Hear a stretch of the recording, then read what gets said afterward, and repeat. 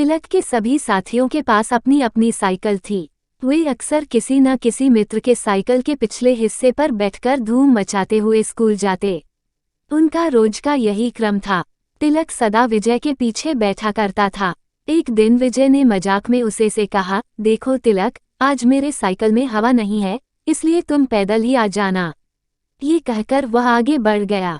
तभी तिलक ने देखा कि विजय की साइकिल के पहियों में पूरी हवा थी। उसे बड़ा गुस्सा आया। वह सोचने लगा शायद विजय को अपने पास साइकिल होने का घमंड हो गया है। थोड़ी दूर जाकर तिलक ने देखा कि विजय साइकिल रोके खड़ा है। ये देख तिलक रुका नहीं।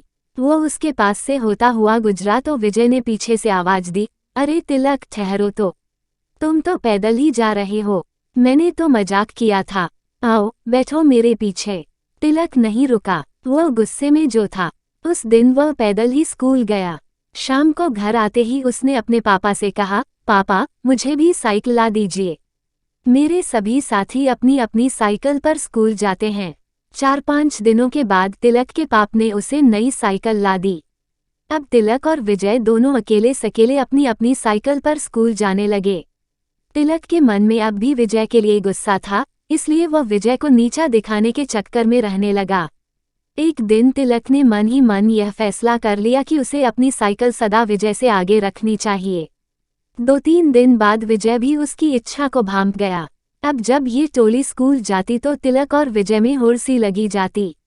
दोनों ही अपनी साइकिल एक दूसरे से आगे निकालने की कोशिश में रहते। कभी तिलक आगे निकल जाता तो कभी विजय। कुछ दिनों तक इसी तरह चलता रहा। एक दिन सभी मित्र स्कूल से घर आ रहे थे। वर्ष के कारण सड़क पर काफी फिसलन थी।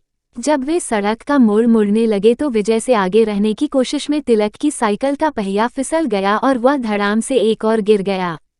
तिलक को गिरते देखकर सभी मित्र रुक गए। विजय ने भी अपनी साइकिल रोकी। उसने आगे बढ़कर तुरंत तिलक को उठा लिया। उसे अधिक चोट तो नहीं आई थी, फिर भी कुछ जगह से खाल छिल गई थी। ये देखकर विजय ने कहा, ये सब हमारी मुकाबले की भावना के कारण ही हुआ है। यदि हम दोनों में एक दूसरे से आगे रहने की होड़ नहीं होती तो तुम्हें ये चोट नहीं लगती। आज के बाद सदा तुम ही आगे रहना, मैं तुम्हारे पीछे ही रहा करूंगा। विजय की बात सुनकर तिलक का मन पसीज गया। शर्मिंदा होकर उसने कहा, नहीं विजय, गलती तो मेरी ही थी। मेरे मन में ही यह भावना आई थी कि मैं सदा तुमसे आगे रहकर तुम्हें नीचा दिखाऊं। मैं ये भूल गया था कि सड़क पर मुकाबले की भावना रखकर साइकिल नहीं चलानी चाहिए। अब मेरी आंखें खुल गई हैं, मुझे माफ कर दो। इस कहानी से हमें ये सीख मिलती है कि सड़क पर मुकाबले की भावना से साइकिल या दूसरा वाहन नहीं चलाना चाहिए।